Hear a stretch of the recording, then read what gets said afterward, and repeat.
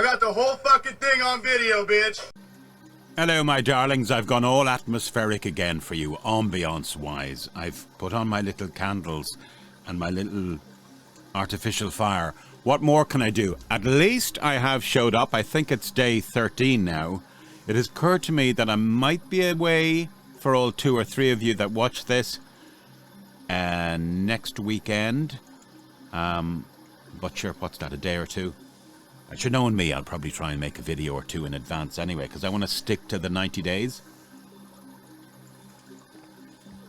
I'd love to hear from you. I'm asking you for feedback. Remember, here is where I want you to email if you can. This much is true at protonmail.com or the comments below on YouTube. It would be nice to hear from you. Feedback would be good. Listen, I've been busy all day. And at one point, I went to the old Rathfarnham Castle with my beloved, soon-to-be 23-year-old daughter. Yeah, the years are flying. And she's big into music, like me. In fact, she's a bit of a chip off the old block. I don't think she wants to broadcast, but she knows her music, and she loves her David Bowie as well. So there was an exhibition by a photographer called Dennis O'Regan. Now, he's of interest to me because he's the main, back in the day, photographer for Duran Duran. He had all their Sing Blue Silver tour archived, photographed, you know. In fact, when the Duranis wanted to know where the band were staying, they knew they couldn't ring up and say, is Nick Rhodes or Simon Le Bon or John Taylor there, because the staff wouldn't tell them, because they were all under false names anyway. But they'd ring the hotel. This was like in the States back in 84, 85. And they'd say, hi, is Dennis O'Regan there? Who's the photographer? And of course, he didn't go under any pseudonym or... So that's how they knew the band was staying in that particular hotel. Anyway, he has an exhibit going on for a week or 2 in Rathfarnham Old Castle. Well, it's not a castle, it's a reinforced house with a tremendous history to it. It dates from probably 1100, something like that. Yeah, I don't want to go off on one, but yeah, check it out. Even on YouTube, there's a tour, Rathfarnham Castle. Very historic place. But anyway, I took my daughter there today and we saw this little, it wasn't too big now, of an exhibition just of the David Bowie end of things. Dennis O'Regan himself is in Dublin, I think, early February, so I want to see if I can meet him. So anyway, I really didn't have a clue what to do for you today, because I came back here and I've a ton of voice work on. But as I said, if you let me know what you want to talk about, that would be great. General things, here we go. How do you handle door-to-door salespeople or destitute kind of beggar type people? And I recently had an experience of both. Now, I want you to know, I was a salesperson for many, many years, and indeed the early part of those years were literally door knocking. You had a patch of territory, you went out and it was yours to get what you could from it. So every nook and cranny and every alley and every side road and cul-de-sac, you were expected to know your patch. So it was great character building stuff. The thing about it though is it's a numbers game, sales. So rejection, it's part of the deal. So I know that, and I know what it's like being rejected, but you gotta see it this way. If you get rejected and it takes you 10 or 20 rejections to get a sale, well then that rejection is worth something, if you know what I mean. So it's actually worth a part of the €100 or €1,000 commission that you'd get. Each rejection along the way leads to, it just has to, because it's a numbers game. So I have an awful habit, and I don't mean to be, of being kind of very abrupt and harsh with salespeople, which is ironic, because as I said, I used to know what it's like. But my rationale is this: if they smell potential, and they get that by you being somewhat interactive with them, their job is to sell. So they latch onto it. And my way of handling it is, haven't got it here, well, I arrive to when I hear them here, and they come to the front door, I arrive like this. Yeah. Sorry. What? You're selling? No, I'm not. Sorry, I'm busy at the moment. I'm not interested. And I'm kind of really. It works though. But I don't like that. I don't like doing it. But it's effective. So, just before Christmas, I mean, I have this thing I instill in my children when they're talking to other people. I'd say, remember, that's somebody's son or somebody's daughter, So this guy came to the door, and my wife must have thought I had a lobotomy because she was upstairs working and she could hear, instead of the door kind of being slammed, she could hear me, and I decided to change tact. It was the human in me came out. So I said, hi, what are you doing? And he says, well, I'm selling for, he was some kind of foreign guy, a foreign national. And his English was quite good. He said, selling for internet or telephones, whatever. And I said, really? Well, we're sorted at the moment. But this is like completely U-turn for me, because I'm usually, yeah, what do you want?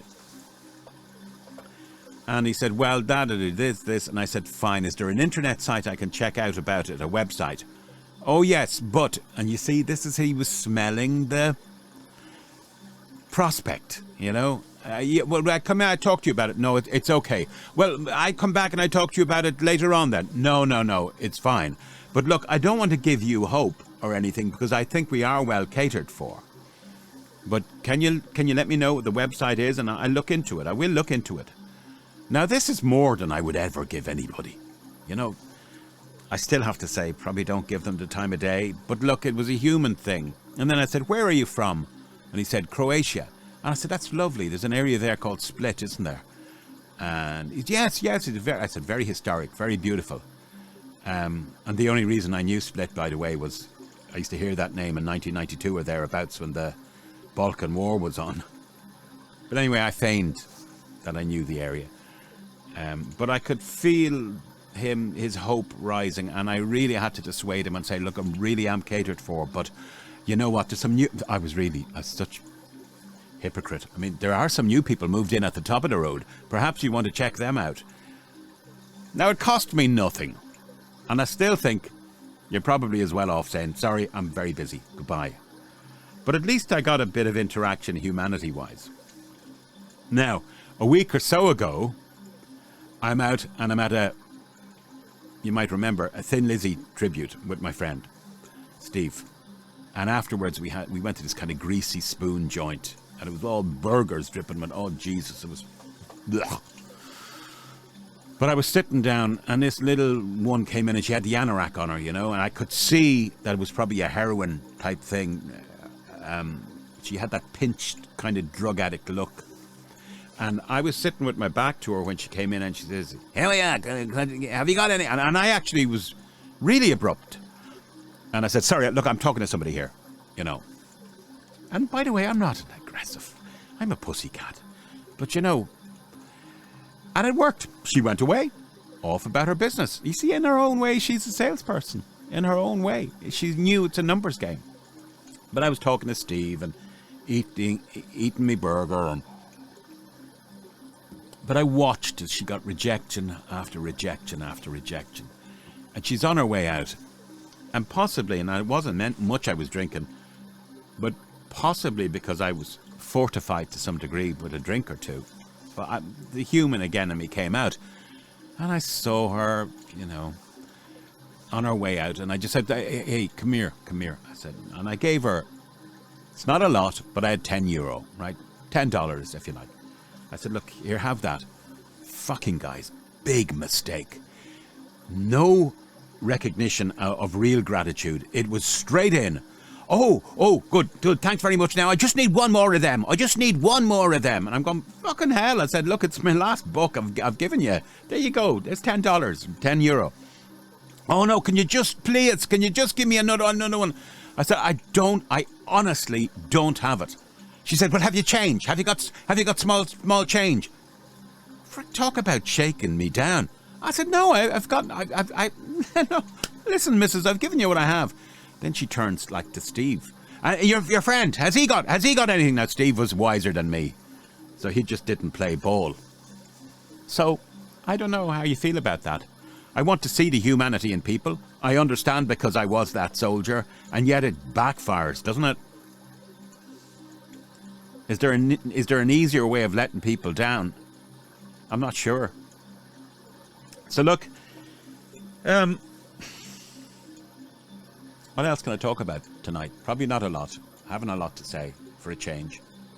I want you to know that no matter how sophisticated technology-wise this world gets, it cannot yet legislate for human intuition or instinct. And as we go into a new year, I want to see the good side of the year, and I'm going to do my best to live it like that. But I can't be 60 years of age and tell you that I've never felt the world in my life as it appears to be in the last few years. Something is afoot, something is at play, and I think it is malicious and even evil by nature. Now, you might start giving me the conspiracy lark. I don't care. I put a bell jar around me and bounce that shit back to you, because you probably know yourself exactly what I'm talking about. There are forces at play. We're not sure exactly what they are, but they are trying, I believe, by virtue of what's the one that's always trotted out? Watch out for this. The greater good, to in some way ensnare, entrap, enslave us, because we're surplus to requirements for certain people who wear certain little badges on their lapel.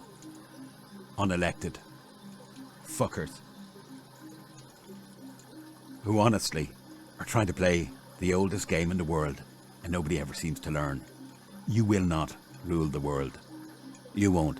That old fucking chestnut. By our nature, you can't just corral us all and name us all. Sure, you're going to have your technology, and you'll possibly be chipping people that are naive enough to get it, and there will be a rump, hopefully, of dissent and opposition. And whether you can quell that, I would say good luck to you. But it is a nefarious, insidious force that's at play. And if you think I'm talking rubbish, think again. Think back to only a few short years ago, when you probably fucking dreaded getting up every morning. You know what I'm talking about? Do you remember you'd wake up and you go, oh Christ, when is this ever going to end? That's just the beginning, unfortunately.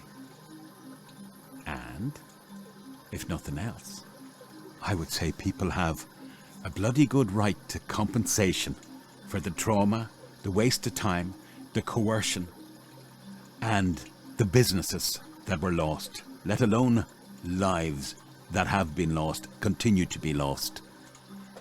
Friendships, schisms within families. By its very nature, what we went through and will be possibly going through, it's evil, it's nefarious, and it will, whether I'm around to see it or not, it will fail. It always does. Remember those words by Gandhi. Look at that film sometime. For many years and in history, tyrants arise, and it often seems that they are invincible. I'm paraphrasing. But they always fall. They always fall. Do you think what I'm talking about is very abstract? Or tin-foil hat? That's your problem, if you do. Bah! Say hello! Not there, but there. Of course, this much is true at protonmail.com. Shortish and sweet tonight for me. consider yourself lucky that I dismiss you now into the ether at 15 minutes on the nose. That's about 15 minutes less than normal, eh? I better think of something proper to talk about tomorrow. Take care, 'cause I care.